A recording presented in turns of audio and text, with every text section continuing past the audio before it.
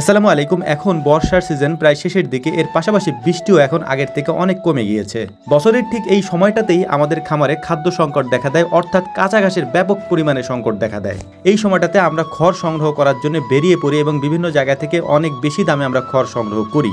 গরুর খামারের জন্য আমরা আগেই বলেছিলাম যে এবছর আমরা খড় সংগ্রহ করব না, খড়ের পরিবর্তে আমরা সাইলেজ ব্যবহার করব, অর্থাৎ আমরা একটা হাউস তৈরি করেছিলাম সাইলেজ বানানোর জন্য।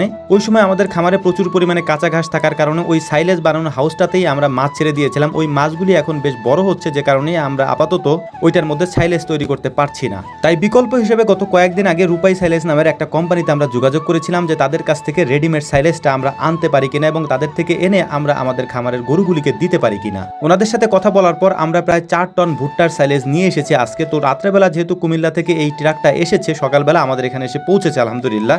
সকালবেলা ট্রাকটা আসার পর ওই ট্রাক থেকে আমরা আমাদের সাইলেজগুলিকে নামিয়ে এক জায়গায় সুন্দর করে মজুত করে রাখছিলাম, কারণ এগুলিকে সুন্দর করে আলাদা একটা জায়গা তৈরি করে তার উপরে রাখতে হবে, যেহেতু অনেক বেশি পরিমাণে এনেছি প্রায় 4 টনের মতো।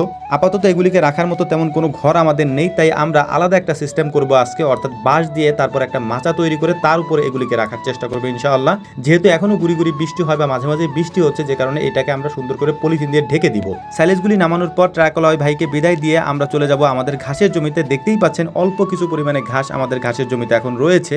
এর পাশাপাশি আমাদের অন্য আরেকটা জমিতে ঘাস আছে, তাই আমরা সাইলেজগুলিকে একটু আগে এনেছি যাতে করে সাইলেজ এবং ঘাস আমরা এক বেলা করে দিতে পারি। অনেকে বলতে পারেন যে এবছর তো আমাদের ঘাসের জমি অনেক বেশি ছিল, তারপরেও কেন আমাদের এই ঘাসের সংকটটা দেখা দিল। এবছর অতি বৃষ্টির কারণে এই সমস্যাটা দেখা দিয়েছে। বৃষ্টি বেশি হওয়ার কারণে বেশিরভাগ ঘাসের যে গোড়াগুলি থাকে